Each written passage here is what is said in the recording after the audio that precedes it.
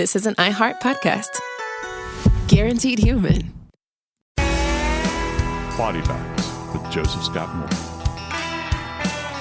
Coming to you live from CrimeCon 2025 in London. I'm Joseph Scott Morgan, and this is Body Bags. We're going to dig into a case or cases. I hate to be disrespectful by only saying, putting that in the singular form. We have 4 victims in this case, and that's the most important thing, right? And we try to emphasize that, I think, in the true crime world now. In the past, and I've heard this repeated over and over again, that particularly this time around, that we pay a lot of attention to perpetrators. You hear about perpetrators a lot because many times they are the stuff of nightmares. Because I think as humans, we want to try to understand what creates a monster. And I've seen my share of monsters over the course of my career in practice. However, what I've also borne witness to are what they leave in their wake.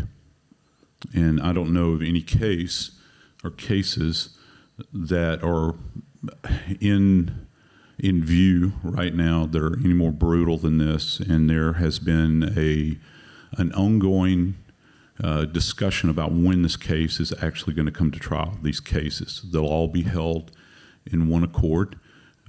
You've got 4 charges of murder. This is a capital case where Brian Kohberger has been accused. He has not been convicted, and that's important for us to remember. But we have to remember what happened to these 4 young people. Zana Kernodle, Ethan Chapin. We've got Maddie Mogan and Kaylee Gonzalez, and they all have a story to tell by all that remained of their bodies. And that's one of the big things that we're kind of missing right now. We don't know the extent of the injuries, but let me ask you a quick question, and please respond. This is important. How many of you guys have seen this infamous image that has floated around since 2022, that there appears to be drippage of blood rolling down the foundation of the house? Show of hands. Daily Mail, being the Daily Mail, of course, were the first people to publish this. We could talk to our friend Jo, blood spatter expert, and she would concur with what I'm about to say. As chilling as that image is, I cannot say that is in fact blood. It looks like blood, but anybody that knows anything about forensics, we don't just go by sight. We have to test things to try to understand if in fact that substance is blood. However, that gives you an indication of the level of horror as to what went on King Road. Because if that is in fact blood, you've got 4 victims that all died of sharp force injuries, and the environment would have to have been awash in blood, because you literally have blood, if that is what that is, seeping beneath that seam and coming to rest on the foundation, being pulled down slowly by gravity. So if you can take that one view and try to transport yourself just for a moment as to what the interior of that house would look like, it's mind-blowing. You've got a lot of commingling of evidence. We've got Kaylee and her friend, Maddie, that are in the same bedroom on the 3rd floor of this home that was being rented. Their blood would have been everywhere, more than likely. The description that we have caught pieces of over this period of time is by many of these investigators, and some of these are very seasoned investigators, including members of the FBI response team. This is one of the most brutal homicides they've ever borne witness to. And that complicates matters relative to the forensic evidence that's there. You think the more blood that you have, there's a high probability that you're going to be able to pinpoint who might have done this, the nature of the injuries. But when you walk into a scene, particularly where you have multiple stab wounds and multiple victims, it's very dynamic, and you have overlay of blood, the deposition of blood, and then the positionality of the bodies. What kind of movement are you talking about? So in the upstairs bedroom, the third floor, where Maddie is found, along with Kaylee, her friend, and these young ladies have been friends since they were wee little ones. They've known each other their entire lives. One had just graduated and was moving on to Dallas to start a career. Her friend was a senior and was also about to graduate. They were about to get on with the rest of their lives. And it ended up there in that bedroom, and it was a tiny bedroom. Interestingly enough, Kaylee Gonzalez, who was one of the victims on the third floor, her father has seen the crime scene photos, and he stated that you could not open the door, that there's no way that Maddie Mogan or Kaylee Gonzalez could have opened the door to get out because her friend's feet were blocking the door. And just let me demonstrate the position she was in. So according to Mr. Gonzalez, who's been very vocal throughout this case because he sees this thing moving at such a slow pace, and he's used the words incompetent many times as to how this thing is handled. The images that he claims that he saw demonstrated his little girl in this position against the wall, her legs extended like this, soaked in blood. And it's such a tight space that there is no way that she could have arisen from this position and crossed over to exit the door because the room was so very tight. Essentially, this room had enough room to contain a mattress. And of course, Maddie was found on the mattress or adjacent to it, and it's beneath her where the knife sheath was found. I've got a great wife. Sometimes I question the gifts that she buys me. I'd been covering the case for some time, so she goes on to Amazon, and if there's any authorities here, I don't have the knife with me. This is merely the sheath. Don't put the bracelets on me. She bought me the exact knife, and this is what's referred to as a USMC K-bar knife. Our troops in America have carried this knife actually before World War II. This is a combat knife. As a matter of fact, the United States Marine Corps, they have a field manual for everything. There's actually a training field manual about how to use this in combat specifically for this weapon. Our Marine Corps still carries these weapons. Right out of the box, I'm rather hirsute. I could have shaved every bit of hair off of my face with this thing. And it is heavy. I mean, it's very, very heavy.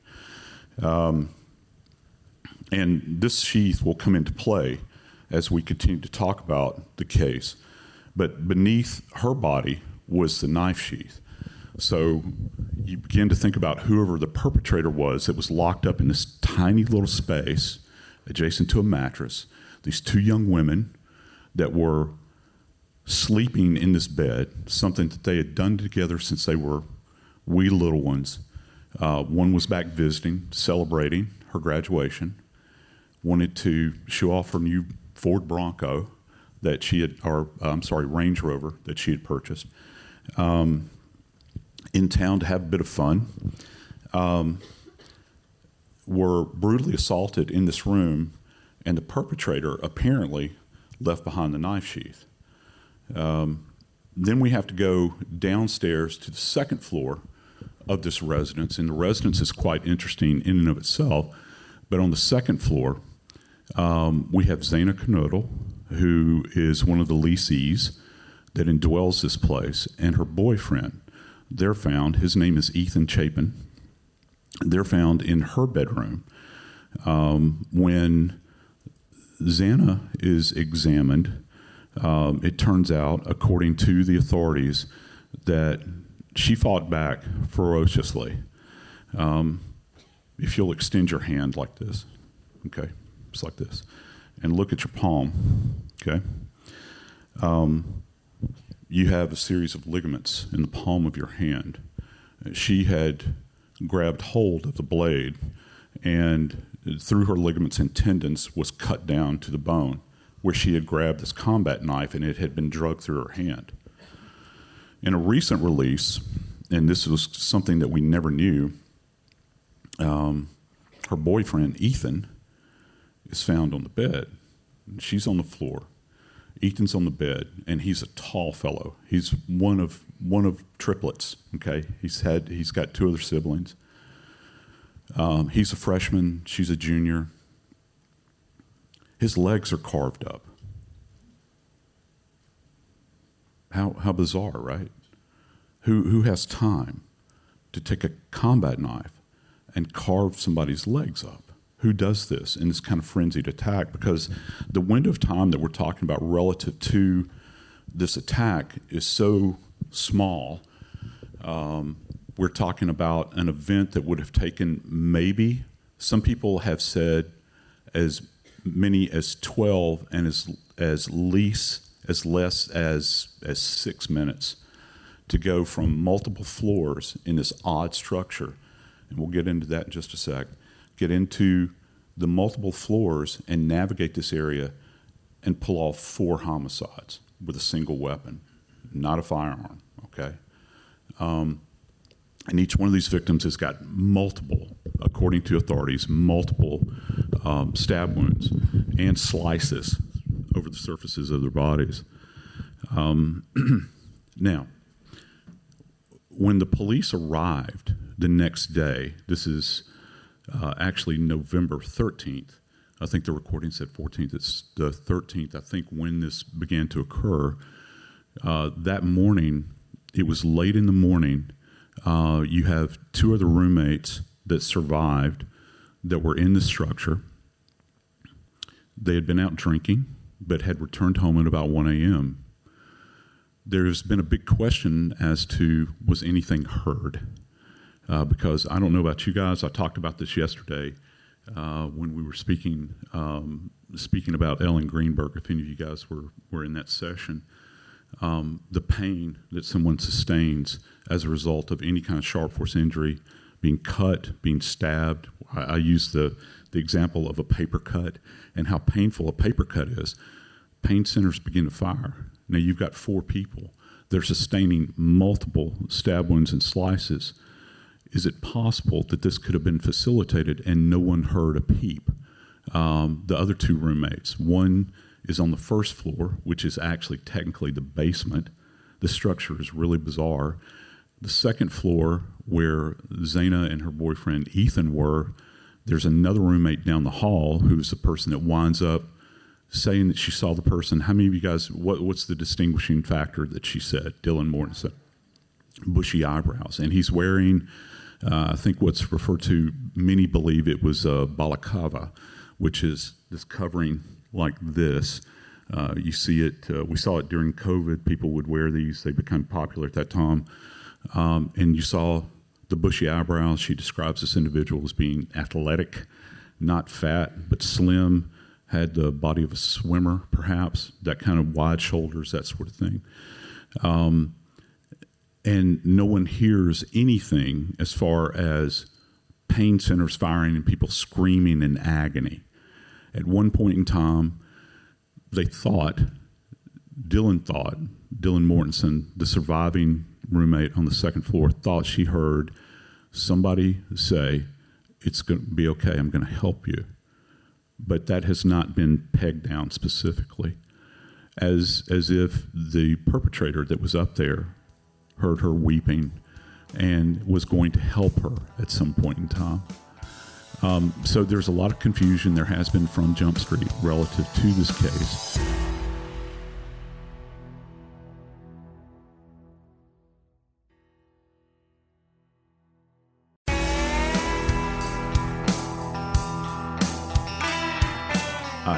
I love coming to Great Britain. I love coming to England, and one of the reasons is London is great. It's fantastic. But I love being in your countryside. I love coming to the little villages. So charming. I love it. This is an isolated location, very isolated. No crime happens here in this place, particularly something of this level of brutality. It's near the Washington state border. If you're familiar with Washington state, as a matter of fact, directly across the state line is Pullman, Washington. It's the home of Washington State University. These individuals were attending school at the University of Idaho. And essentially, there's two different routes you can take from one university to the other. One is about 10 miles. The other is about 8. Okay, so you can traverse this area. Kids go back and forth. They go to parties on both campuses, this sort of thing. But it's not something that you would necessarily suspect in this quiet little hamlet there. All that's there is this university, and it supports the city. As a matter of fact, the police in America, our universities actually have their own police forces, okay? Not in this place. The police force served both the city as well as the university. So you've got this kind of cooperative relationship that goes on between the city and the university, and they deal with things like, underage drinking, pot, those sorts of things. They'll have fights that happen on Fraternity Row, but nothing that really rises to this level. I think that that's one of the reasons it threw a monkey wrench into the situation to begin with, because when they stepped off to handle this case, it was being handled by the local police department, and they didn't secure the scene immediately. And we still, to this point, don't know how many people entered and left the scene. We have some images that indicate that there were people that walked through the scene. First off, they're not kitted out like we do in forensic science. Our forensic investigators, where you're wearing like the Tyvek suits, we call them the bunny suits, the white suits. You've seen Joe wearing those, hair nets or hair coverings, shoe coverings, gloves, all those sorts of things. You'll see people coming and going out of this place. It was not locked down. State police showed up, and then they consulted the FBI because they knew that this was so far beyond their ability to handle, and it takes a lot of time to get these wheels in motion, and that time is important. We do know this. The coroner for this little county, who by trade is a nurse, and she's also an attorney, it's an elected official. She gave a very interesting interview. I guess it was probably 2 days after the events that had occurred. And the reason I say that it's interesting, because the medical legal world is the world that I come from. Coroners generally don't make comments about things, particularly as it applies to homicides. We're part of the team. We're inside what I refer to as the investigative bubble. But she comes out and flatly says, it appears as though they were all asleep. And she says this in an interview, and this is blasted out all over the U.S. because all eyes are on this thing by this time. Well, as I have spoken of already, it's obvious that they were not all asleep, because I don't know what you guys think when you hear they were all asleep. I'm thinking, Goldilocks. She's lying in bed. She's got the covers. She's sleeping. That's not what happened. This was a very dynamic situation. Many of us, when I would talk to colleagues in forensics, before we saw kind of the Zillow images that they had posted of this place, we were thinking that we were dealing with a sex offender that may have been what's commonly referred to as a panty sniffer. They kind of start off at that level. They'll break in, get access to clothing, take trophies, and that sort of thing. And that there was possibly a closeted area where they could kind of, creep inside and sit there. None of the closets have doors on them in this place. So we knew right away that someone probably had to come in. But the house itself is so incredibly complex in the way it's structured because this thing's been added onto multiple times over the years. There's no way that all four of these people were asleep when this happened. We know that there was a DoorDash order that came in from Xana that was right approximating 4 a.m. She had received this order, and it was shortly after that hell broke loose in that house. Many people were thinking maybe it was the DoorDash guy. Earlier in the evening, Maddie and Kaylee had been bar hopping, which teenagers do or young adults do, particularly when you're in college. We've got images of them on a food truck from CCTV. You can tell that they're probably a bit inebriated. Their gait is kind of unsteady, when you see them in the images. And then a private party picked them up and took them back to the residence. And the police excluded that individual, so we knew that it wasn't that person that had perpetrated this crime. So we're to the sheath now. The sheath comes in. There are folks that think that I'll speak his name now. Brian Kohberger had essentially been caught as a result of this Hyundai Elantra. I'm supposing you guys have Hyundai products over here. Hyundai Elantras are everywhere in America. They're inexpensive. Many people drive them. There's thousands and thousands of these things riding around the road, and the most common color is white. And he had a white one, all right? I think many folks thought that, well, it's as a result of the car that he was driving that they were able to peg this down, and they knew that it was him vis-a-vis that. Interestingly enough, the Hyundai, from the police perspective, is actually the validation of the DNA evidence that they have allegedly found. So back to the discovery of the sheath. It's a leather sheath. When they tested this thing, they detected, vis-a-vis the snap right here, and afterwards you guys are welcome to come up and take a look at this thing and hold it, and you can kind of actuate it if you want to. Right around the rim right here, and everybody knows about button snaps. You have them in your home, you might have them on your clothing. Pops open like this. It's believed that he may, as a result of practicing with this thing with an ungloved hand, may have raked his thumb or maybe his index finger over the surface, and this thing's got a lip right here. So as you do this, what kind of DNA is left behind? Touch DNA. That's right, because we slough what? Anybody know? What do we slough every day? Jergens has made millions and millions of dollars, right? Skin lotion. We lose thousands and thousands of skin cells every day, and you're not aware of it. It just happens. We all have dry skin. He's apparently dropped, potentially, some touch DNA in this area, and when they swabbed this area, that's where they got the hit from. Over the entire surface of this thing, that's where they found it. I had one colleague that had postulated that they envisioned him sitting in a seat practicing with this thing, how to handle it, how to operate it, how to unsnap the thing, this sort of thing. And he was very careful to handle it, but he forgot that one little space and did not clean it up. And it kind of fits with one of my suppositions early on that it's kind of embarrassing, I guess, but I'll go ahead and admit it. I knew that whoever had done this, and if they had left in a motor vehicle, they would have been covered in blood. And early on, when I was interviewed in the case, my comment was that whoever did this would be super saturated in blood. There would be a tremendous amount of transfer evidence within the vehicle. That wasn't the case.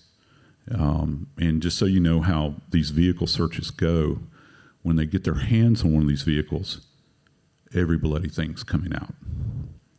Seats come out, headliner comes out, gear lever comes out, steering wheel comes out, the dash will come out. They'll pull the carpet. they'll do everything. And my suspicion is that vehicle went to probably the FBI crime lab that's located in Pennsylvania, where they effected the arrest on Kohberger. They took this thing apart from stem to stern. One of the fascinating comments the FBI made about the car, and we don't really know the genesis of this or how they have established this, was that he had cleaned it over and over and over again. And of course, when he was arrested at his parents' house in the Poconos, he was found wearing what? Does anyone know? Gloves and what else? He merely had a T-shirt, and some people had said shorts or his underwear, and he's wearing gloves, and he's transferring rubbish from one bag to another that he could seal up and take off individually and deposit. So if that is the case, and he's been accused, not convicted, he has an awareness that Lecard's principle, which, of course, if you're not familiar with Edmond Lecard, he's the godfather of forensics, as far as I'm concerned. He made a statement many years ago. Does anyone know what it is? Every what? Every contact does what? Leaves a trace. So a perpetrator will leave something of themselves behind that will take something with them, okay? That we cannot go everywhere you're seated right now. As a matter of fact, wherever your bottom is planted, okay? You're in contact with other people's DNA right now. You will take that away with you when you exit this room, okay? Where your hands are right now, any objects you're touching, there's a potential for that. And Lecard knew that over 100 years ago. Kohberger had gone to undergraduate at DeSales University and allegedly had a fascination with crime scenes and serial killers. Now, Catherine Ramsland, how many of you guys are familiar with Dr. Ramsland? Your shoulder almost became disjointed when you said that. Yeah, I know Catherine Ramsland. She's one of the leading experts in America on serial killers. She actually helped and this is kind of chilling, she helped BTK write his memoir, which is kind of on a real creepy level to me. But that aside, he studied under her, and they have a crime scene house at DeSales. And at DeSales, they train their undergraduate students how to basically process a crime scene. I take exception many times in the news, particularly with the news media, they conflate criminologists with forensic science, and they're completely different things. They're not the same. If you have a degree in criminology, God bless you, I'm happy for you, but you're studying criminal behavior. It's not forensic science. But they get a taste of it in her world. So he would have had an awareness of what it would take in order to try to defeat anything that we're going to do at the scene to collect any kind of evidence there. And I think that when the police began to kind of explore his background and understand this, particularly in light of the fact that they retrieved this DNA, and then they confirmed that with a trash pull that they got from the family home. This linked back to his father. And, you know, it's forensic genetic genealogy is like having the finger pointed at you by a cousin you've never met, essentially, is what it comes down to.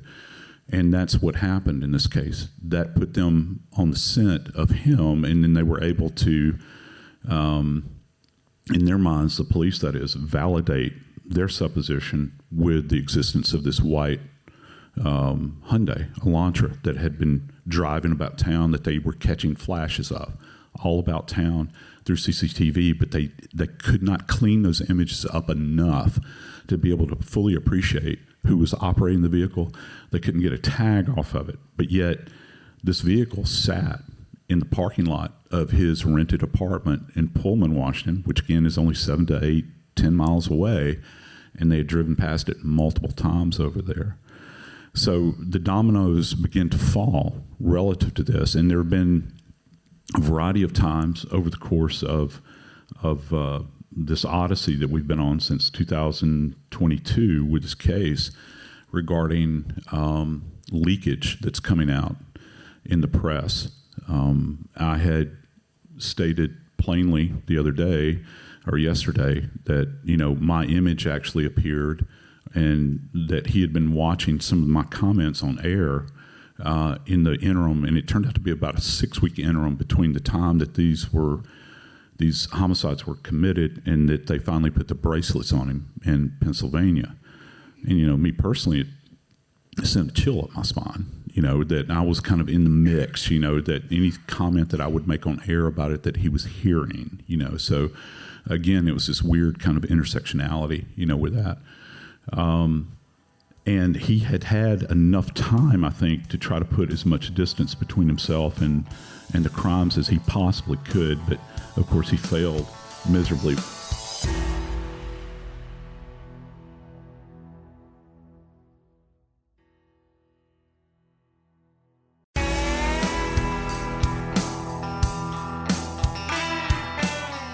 Now, to the house.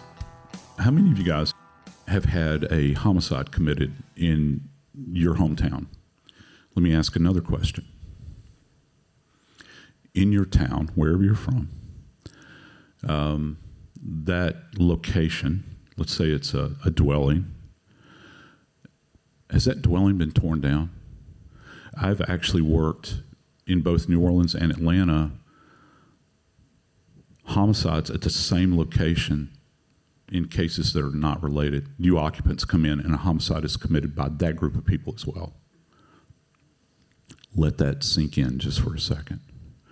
One of the single most valuable pieces of information was this house. And the house is gone. People don't talk a lot about forensic, how we use sound in forensics. It's very important when you begin to think about how sound travels. There are not enough 3D models, there are not enough homemade models that you can bring into court where you can try to understand the acoustic dynamics in a dwelling. That doesn't exist. This isn't like the holodeck on the Star Trek, okay, on the Enterprise, if you remember that show.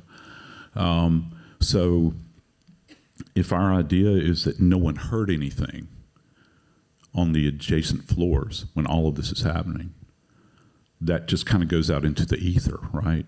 It's not something that can be proven now. The structure is completely gone. We had the Parkland shooting in Florida many years ago in America, if you're familiar with this, where this maniac goes into this high school on Valentine's Day and begins shooting students, right? They locked that thing down for years with chain link fencing all the way around it, security monitors.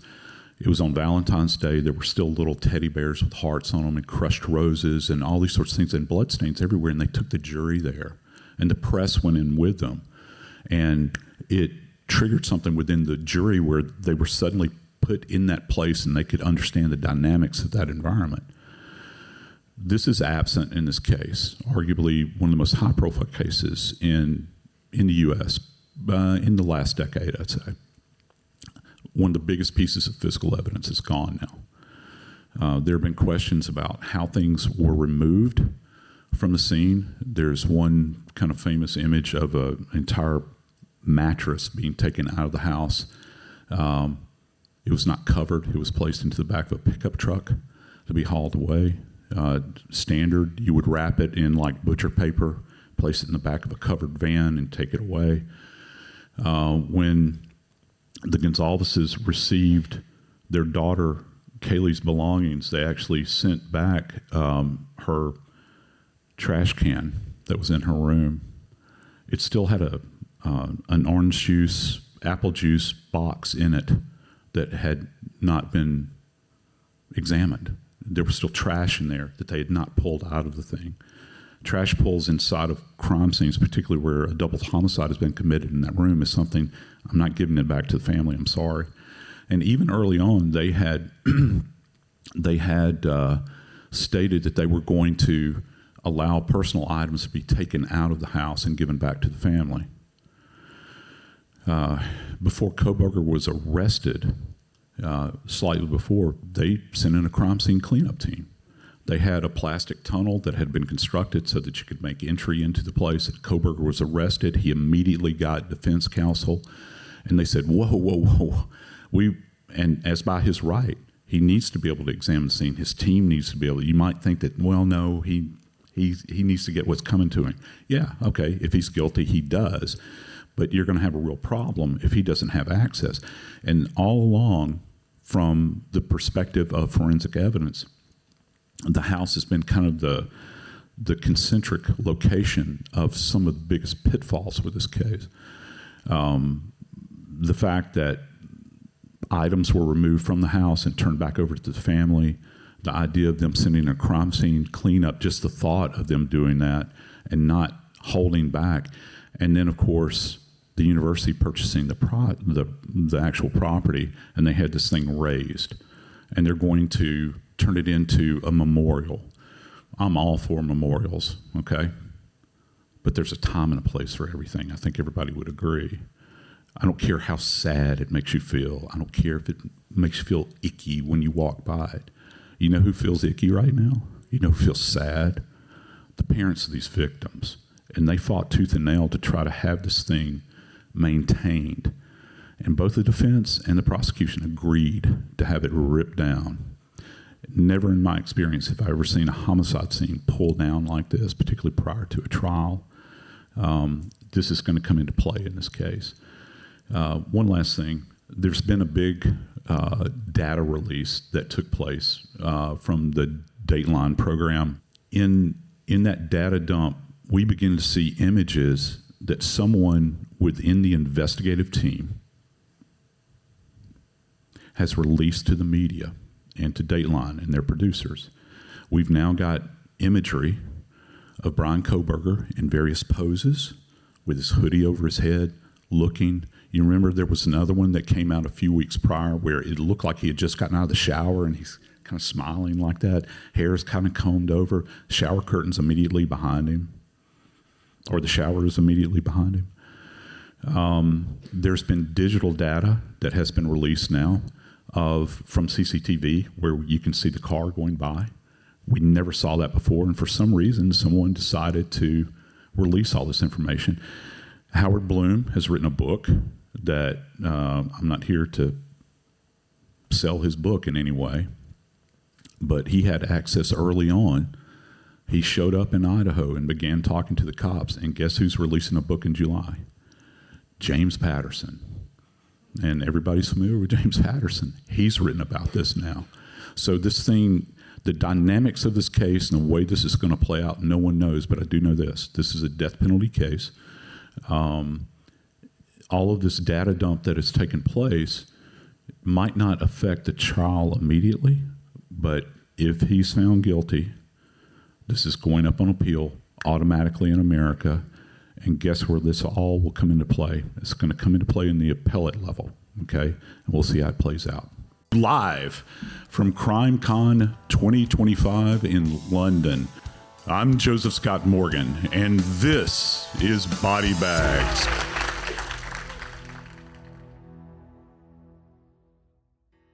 This is an iHeart podcast. Guaranteed Human.